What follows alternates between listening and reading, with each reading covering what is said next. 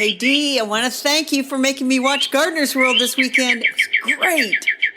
Didn't you just love that Japanese garden at Cowden? Oh my gosh, I think I've watched that episode part 3 times already because there's just so much to take in. There is. It was interesting because it was originally designed by a female Japanese garden designer, which you and I went and got their names, Taki Honda, in the early 1900s, which you pointed out 1908. I know. For Isabella Ella Christie of Cowden, and she owned the property. She was a rich woman on her own.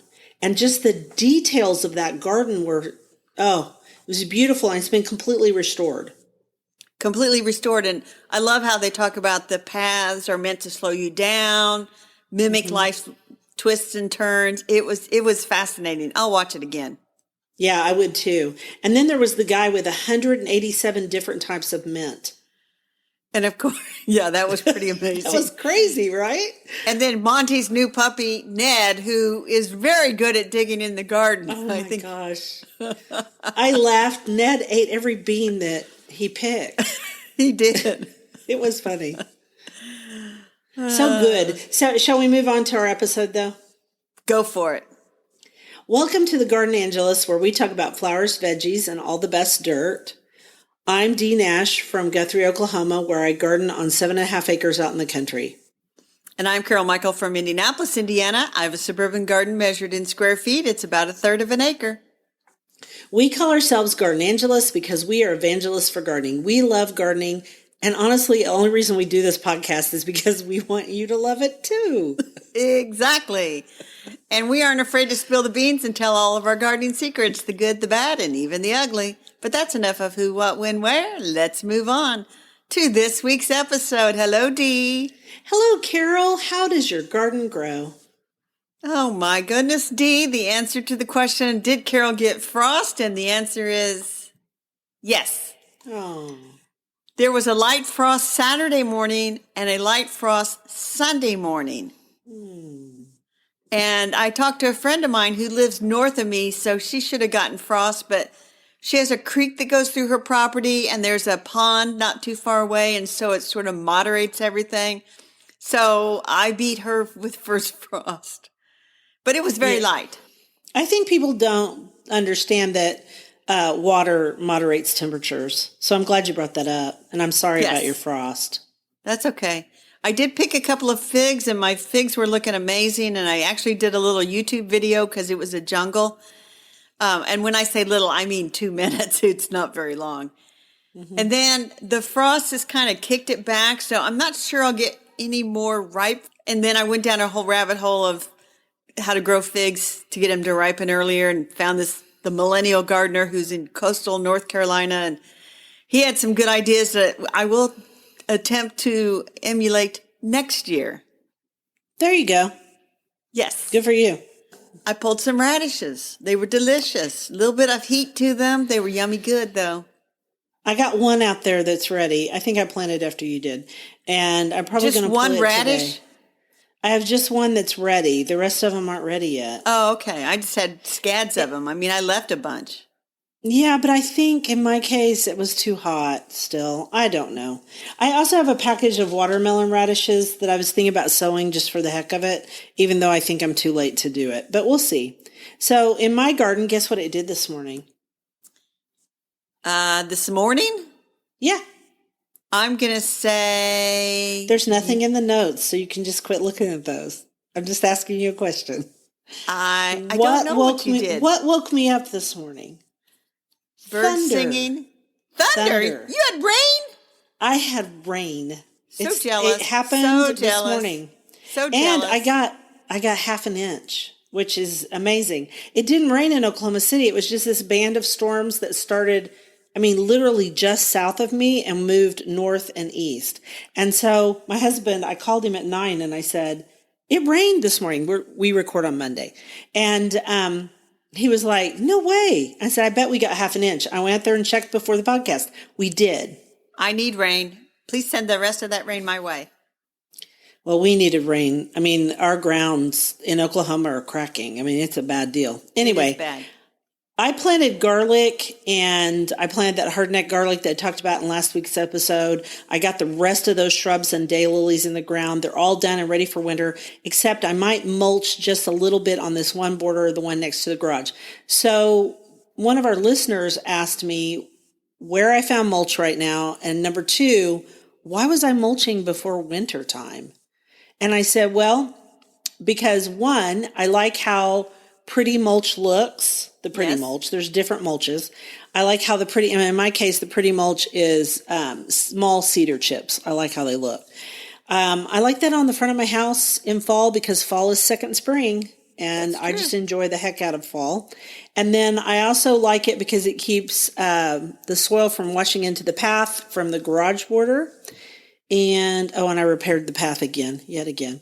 And actually, mulch is used to regulate the temperature of the soil. That was the next so thing I was going to say. Yeah. Putting it down right before you get a really hard freeze is a good idea. It kind of keeps it from freezing and thawing then all winter. Especially for things that you've just planted. Exactly. Because they're susceptible anyway. And I put one of those show-off forsythias in that garage border right where I can see it.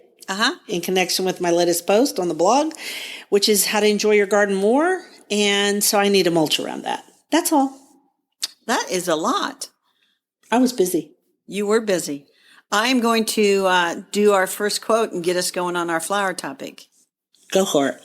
I trust in nature for the stable laws of beauty and utility. Spring shall plant and autumn garner to the end of time.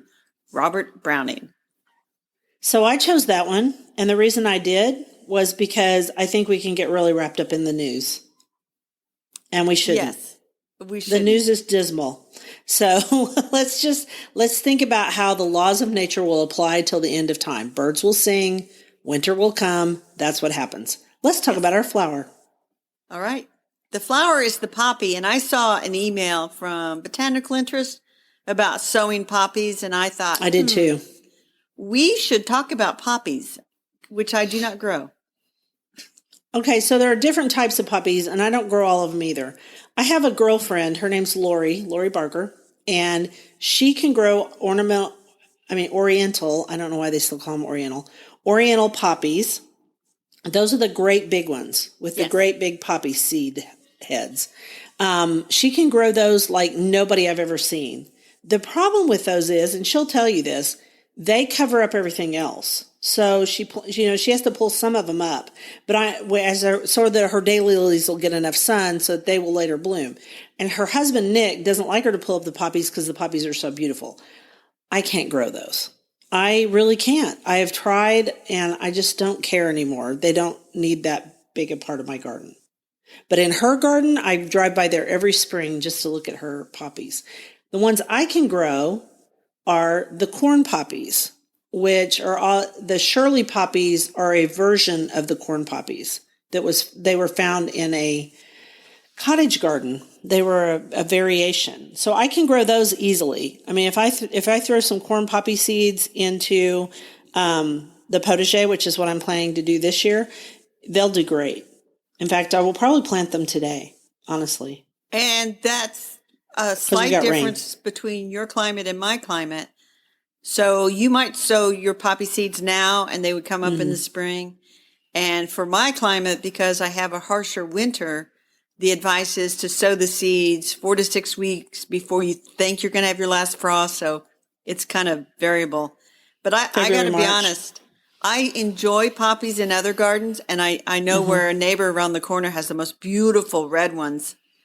But there's just so much going on in the spring. I just sort of lose track. And so, I should try it again. I have a bunch of poppy seeds I should try. Remember when we were in Austin, one of the 2 times that we were there for garden bloggers? Remember, did you see all the poppies that were in people's gardens? The red ones with the, blue, the bread poppies. The poppies that you eat poppy seed. That's what those are, those red poppies. And Right. boy, they are pretty. And they grew like crazy in Austin. And I also had a friend who could grow them in North Carolina really well. They do grow here. I may also save the seed. You can do a couple of things. You can plant the seed now in October. You can plant the seed in February. It may or may not work. For one thing, in my case, I have trouble with the fact that if I plant it in early February, I forget and I plant something where I planted the poppy seed. I'm really bad about that because I get all excited and then I mess everything up. I don't know what that's like, Dee, but no other gardener does. I'm the only one. So it is probably better if I do it now or do it in January on some snow. But we may not have snow in Oklahoma, so there's that. So I'll probably do it now. So I'm going to try this year. I haven't grown poppies in a while. I'm going to try Shirley poppies, and it's mother of pearl. And I actually bought my seed from Select Seeds. Botanical interests, as you said earlier, that the poppy seeds they are beautiful. In fact, I think they have Lawrence grape still, which is a special poppy. Yes, they do. And it was not out of stock when I looked on Saturday. And I'm putting an affiliate link if somebody's interested in those poppy seeds. Lawrence grape is a selection that is kind of hard to find, and it is purple, and I've grown it before. Kind of a steely blue purple to full purple. It's really pretty. And we have seen poppies in another place at the Chicago Botanic Garden. They had a hillside that was just loaded with poppies. And so that, I would think that up in your meadow or something, you would be able to throw some poppies. I can grow poppies. Yeah, I've had poppy seeds in the meadow before. They love really sandy soil, and that meadow's full of sandy soil. And it's also why they do well in my little garage border, because it's sandy soil too. I had another thought. If I can find that variety of poppies that we saw in the Chicago Botanic Garden, I took tons of pictures of, that's going to be the picture for our newsletter if I can find it. And the name of that selection was Champagne Bubbles. I'll never forget. That hillside was amazing. That was amazing. And once you sow poppies and you kind of get poppies growing, they'll come up every year. Here sometimes. I mean, sometimes you have to resow them. It just depends on what kind of terrible summer we've had. Yeah, you do have those terrible, awful, no good, hot summers. Blah. Sometimes. All right. So is that it for poppies? That is it for poppies, other than I thought we were going to have a Wizard of Oz theme because remember they tried to walk through the poppies to get to the Emerald City? Mm-hmm. Yeah. That's where most people think of poppies. That and World War I, where the red poppy is the symbol of World War I and all the soldiers who died. The Day of Remembrance, and they still use it to this day. And they turned the moat at the Tower of London for the 100th anniversary of the Armistice Day into a sea of gorgeous poppies. We talked about it before. We did? Okay. Yeah, years ago. Anyway, poppies. I think I'll sow some poppies. That was in 2014. We either wrote about it or something. I don't know. Anyway, on to the next quote. Do it, Dee. This is for Carol. Bittersweet October, the mellow, messy, leaf-kicking, perfect pause between the opposing miseries of summer and winter. That's by Carol Bishop Hipps. Why is that for me? Because you had frost. Oh, that's right. I had frost. You know what? It's kind of right on schedule. And there's been some years lately where we really didn't get frost until November. And quite frankly, I was like, let's just get this over with. And so I'm happy to have gotten it over with. I'm super glad that we aren't having an ice storm like we did in 2020. Yeah, that was horrible. Asian greens.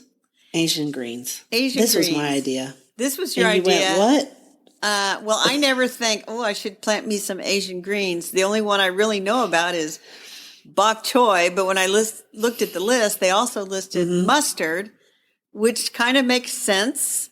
Mm-hmm. We have a very large Asian population in this area from Myanmar, and they grow tons of mustard. And because when I was working, one of my coworkers showed me a picture, and she says, "Do you think these are mustard greens?" And I says, "I think so. Why?" And she says, "Well, her neighbor, who was from Myanmar, had given her like a trash bag full of it." And she says, "Well, I didn't want to cook it until I knew what it was."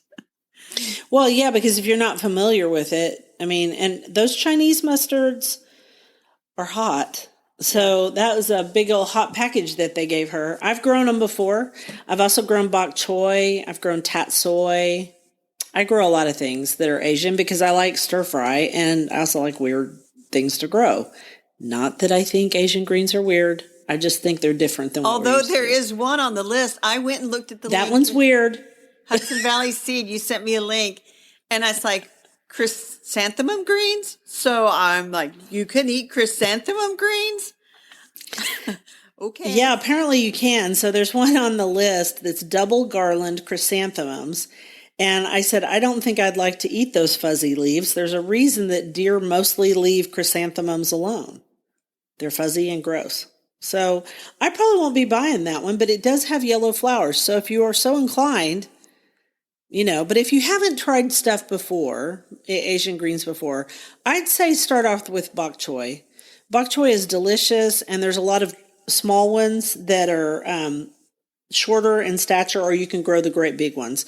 They're all really, really good. Yes. I love them. The reason to talk about them now is most of these Asian greens will tolerate light frost and continue to be producing in the garden. And you can, with a little bit of protection, you can grow them well into early winter, I would say, with some protection. Yeah, and if you have a cold frame, you can grow them all winter long, well, until there's no sunlight, and then they'll just sit there. But as soon as the sun comes back after the winter solstice, then they'll start to grow again. Yeah, you can do that. They're just like any other. I can't think of any Asian greens that are real summery, but I'm sure there are. But even collard greens, which are grown down in the South and aren't an Asian green, they're just a green. They'll tolerate some heat, but they really like cooler weather. Yes. And so if you're like, this is going to tie into our book topic, by the way. If you are looking for greens that you want to grow into fall and winter, this class of greens, which they're putting together in a group called Asian greens, are probably something you ought to consider. Yeah, so we should give a shout out yet again to Hudson Valley Seed because they put this together and I thought it was pretty cool. And then we are going to move on to our next quote. All right. October is crisp days and cool nights, a time to curl up around the dancing flames and sink into a good book. John Senor. And you did on the bookshelf because I did not get this book. You got it. I got this book. And you liked it. It's called To Boldly Grow, Finding Joy, Adventure, and Dinner in Your Own Backyard by Tamar Haspel. And I got to tell you, Dee, I'm not done reading this book, but I'm about a third of the way in, and I am enjoying it. So Good. We have talked in the past about Mrs. Green Thumb's Cassandra Dance, who sadly passed away We far loved. too young. Good advice mixed with humor, telling stories. That is Tamar Haspel. So she will admit that she was an armchair person. If she could do something from sitting in her armchair, she was all about it. Her husband's a doer. He will, actually do stuff. So they decided one day to move from New York City to Cape Cod. And then she got this idea to do what she calls firsthand food. So she asked her husband, she says, do you think for 1 year we could eat something every day that we either grew, caught, raised, foraged, or hunted? And at first he said no, but then he took on the challenge. And so there's stuff about raising turkeys. There's stuff about collecting acorns. There's stuff about growing vegetables. And now they have some advantages because they're on Cape Cod, 2 wooded acres. So they can, with a stocked freshwater pond, and then they're not far from the ocean where they can go clamming. And I guess you use a rake and certain days of the week, you're allowed to collect clams off the beach. And yes. So they can do a lot more than maybe I could do in my suburban area where I don't have these places. But it's just kind of fun. And, she talks about making dandelion wine and thinking, that dandelion wine is sort of like, you've heard of stone soup before? Where he comes into town, he says, I can make a delicious soup out of stone. But it would be better with a little onion or a little of this, a little of that. And the next thing you know, it's a delicious stone soup. But she says that's sort of dandelion wine. It's got enough other ingredients that you wonder why you put dandelion flowers in there. But she sounds funny. She is funny. And I had to laugh because, she talks about acorns and they raise pigs. And she was feeding acorns to her pigs. And some of the best pork in the world is fed on acorns. yes, she mentions that. And so, but she also realizes that her pigs can eat a lot of acorns. So she figures out how to get a lot of acorns. And then, of course, it goes on to acorn flour. But anyway, I digress. It's really a fun book. I've had muffins with acorn flour.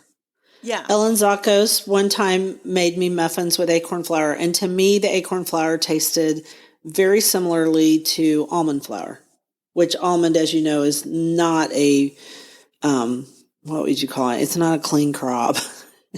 It takes a lot of effort to get almonds. Although I love them, and I'm not anti-almond. But I'm just saying it's not like, but it does also takes a lot of effort. I'm sure she went into this in the book. To make acorn flour, there's a lot of stuff you have to do. You have to soak the acorns and do all this stuff. And she used the method of soaking the acorns in the back of the toilet tank where the fresh water comes in. And so every time you flush, you're refreshing the water. She used that method, which we've heard that method before. We have. So it's really a fun book, and I think it's one of those, if you liked Cassandra Dance and her Mrs. Green Thumb books, I think that this one is one you would enjoy too. I've got the library book. I'll probably actually buy a copy because it's a fun read on Cape Cod. That's cool. I would love to go to Cape Cod. I've never been there. So that's To Boldly Grow, Finding Joy, Adventure, and Dinner in Your Own Backyard by Tamar Haspel. And one thing I don't know if I mentioned this, she calls these foods that she's figuring out how to get herself or her and her husband firsthand food. Yeah. So it's a great concept to write a book about.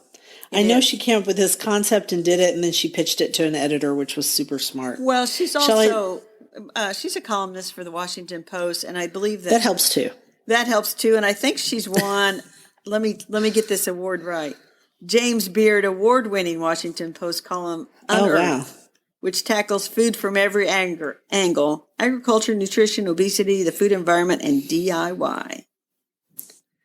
So she's an old hand at this. She just hadn't done so much foraging, it sounds like. Good for her. Yes. I mean, she said, give her a topic. She'll do all the research in the world and write an article as long as she doesn't have to leave her armchair.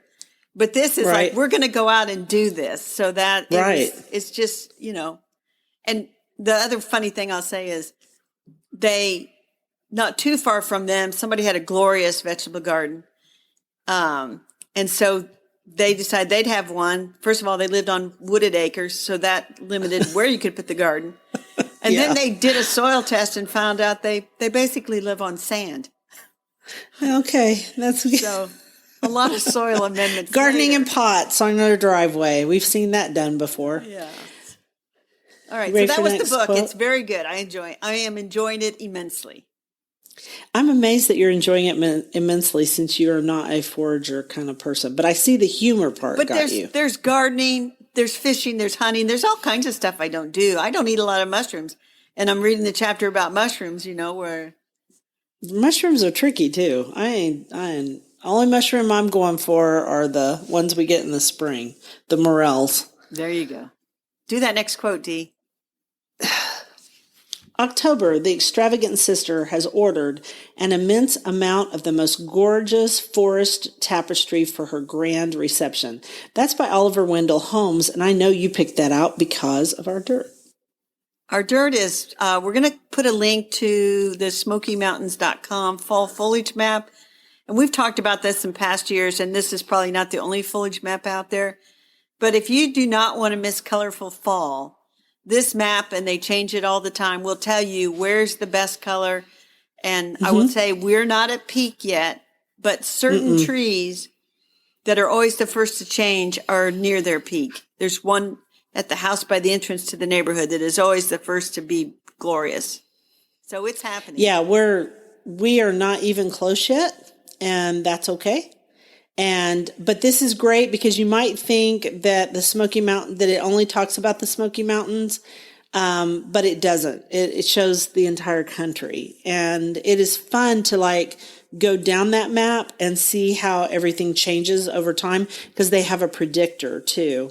And this reminds me of the maps for the hummingbirds, the migration maps for the monarchs, and various things that like the eagles. That's all done through Journey North, and you can go and look at those too and see how the foliage also connects up with who's moving where at what time. Exactly. And my honey And I can locust, tell you that the monarchs moved through here. I still have some monarchs. In fact, I saw 2 out there when I was looking at the rain gauge. I've just got the stragglers now, and the big push is already going down to Texas. So that's been fascinating. It wasn't like the migration a few years ago where we just saw them pass us over in the sky. There were some people who saw that. It's called directional flight. I had days where I had a lot of monarchs in my garden, which we can talk more about during my rabbit hole. true that. I was going to say my honey locust tree, which is always the first to kind of, it changes to sort of a muddy yellow. And then those little leaves, they've been dropping for a month, partly because it's dry. It's dry. But also, that's the first thing. And I'll probably not have any foliage on that tree in about another week or 2. Well, I just looked outside, and my native oak tree that's right out my window, nothing. It's still green, just as green as it can be. Well, oaks are one of the last things to turn. It's okay. I'm not upset about it. It gives me more of October, and you know I love October. I know you love October. Let me do this next quote to talk about October. October is the opal month of the year. It is the month of glory, of ripeness. It is the picture month. Henry Ward Beecher. That makes me want to go pick some apples and make an apple pie. There you go. Your rabbit hole. Or you want my rabbit hole? It doesn't matter. We can go either one. Doesn't matter. You go first. So I did write a Lost Ladies of Garden Writing series. I wrote about Buckner Hollingsworth again. Yes, I read it. And I say again, I wrote about her back in 2014, but I sort of carried her forward so that I could make her a lost lady of garden writing. But the real rabbit hole that I ended up down is, do you know where Hornby Island is? I do not. So Hornby Island is off the coast of British Columbia in Canada.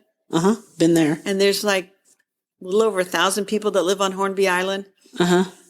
Somebody did these really, really sweet videos called Art of Gardening Hornby Island and put them on YouTube.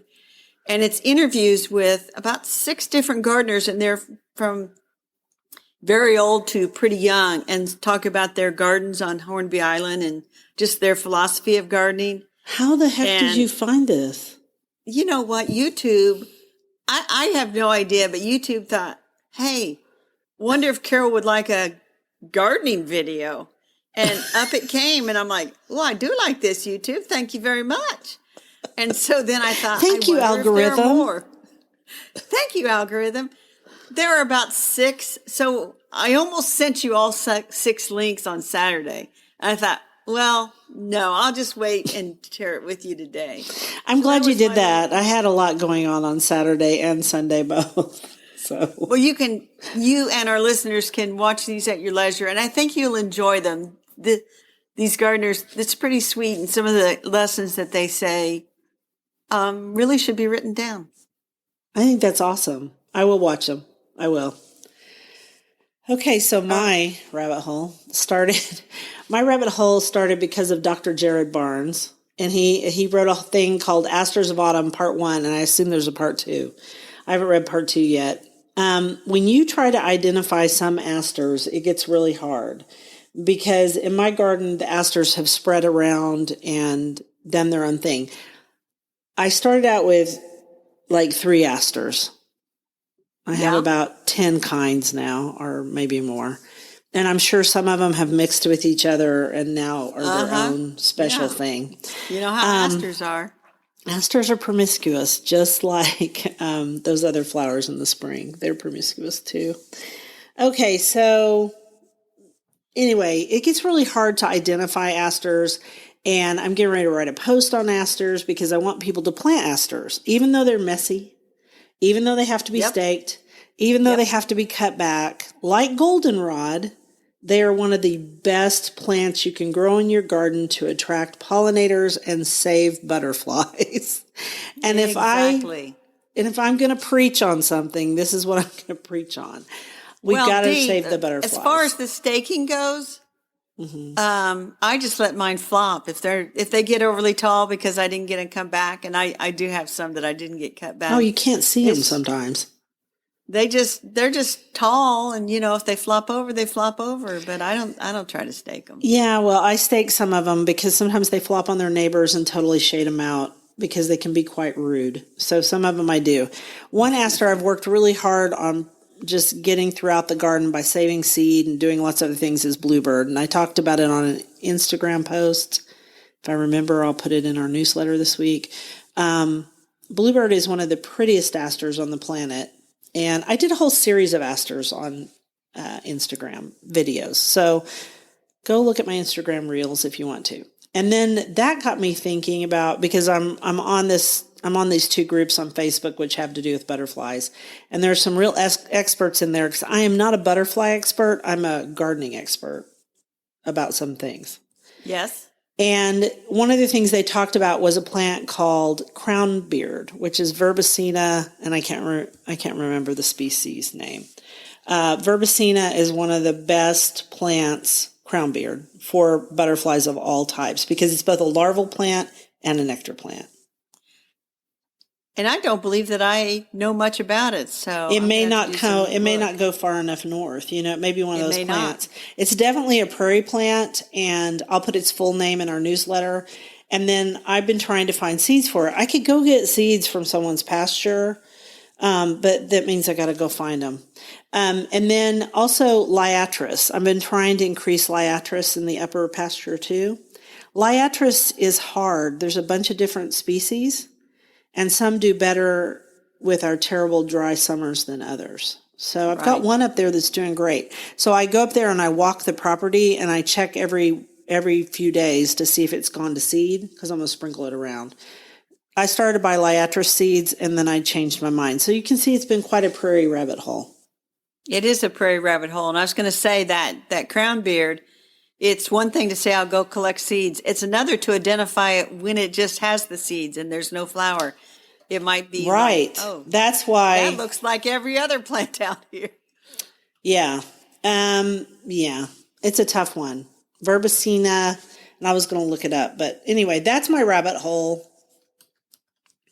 Yeah, it's Verbicina insuloides, and it's golden crownbeard. And I'm going to link to it so that I can find it. You know what? Reach out to American Meadows and find out if he knows where you can get seed for it. Yeah, he would help me with that. He's super nice, Mike. Nice. Mike is. Yes, he is. And we love American Meadows. I mean, he works really hard to restore prairies. So good for him. All right, so there you go. That was mine. Whew, what a busy day. What a busy week. Woo.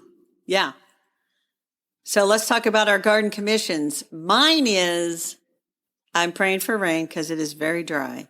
Mm-hmm. And then this is the week of the big Garden Comms virtual conference, which I am very involved in. So that's going to tie me up quite a bit for several days. And so I'm still think that it's good for my mental health to go out into the garden at least an hour a day, even if I don't think I get a lot done. I can maybe like clean up the last of those tomatoes because, we've had the frost. Me too. And Dee, this is really going to freak you out. I looked ahead to our forecast for through next weekend. Oh, no. What? There's a temperature of 30 degrees, which in my book is a hard freeze. Yes. Disconnect your garden hoses, hard freeze. In whose book is it not considered a hard freeze? I don't know. Anything under 32. Yeah. If you live up in Alaska, like, oh, it's warmed up this summer. I'm just kidding. Well, Bill just fixed our hoses once again in a couple of places. And all I could think of, because one of them was dripping, I thought, well, we're just going to have to undo them in 2 weeks. So I don't really understand why he's fixing them, but I just left him alone. Yeah, there you go. What is your plan for the week, Dee? I'm going to try to find those crownbeard seeds so that I can spread them in the upper pasture. That's my plan. There you go. And I'm also going to try to watch my liatris. Oh, and I'd like to mulch my bed that is right by my garage with pretty mulch that is also protective. That's all I'm saying I'm going to do. Well, that sounds pretty good, Dee. Well, that is it. We want to thank you for listening to The Garden Angelist. I hope you've hit that subscribe button so you don't miss a single episode. We publish every Wednesday at 12 a.m. Eastern Time. If you listen to Apple Podcasts, we'd love a 5-star review that helps us get noticed by others. Could you also share our podcast with your gardening friends? Word of mouth is still the best way to get the word out there. And be sure and check out our show notes and links for more information about today's topics, plus links to our own websites. And subscribe to our new Substack newsletter, The Garden Angelist at Substack.com, also linked to in our show notes. And if you want to help support us, use those affiliate links. If you buy something after clicking through on them, we're in a small commission and it costs you nothing. It was lovely to chat with all of you over the Garden Gate today. Bye until next week. Bye, everybody.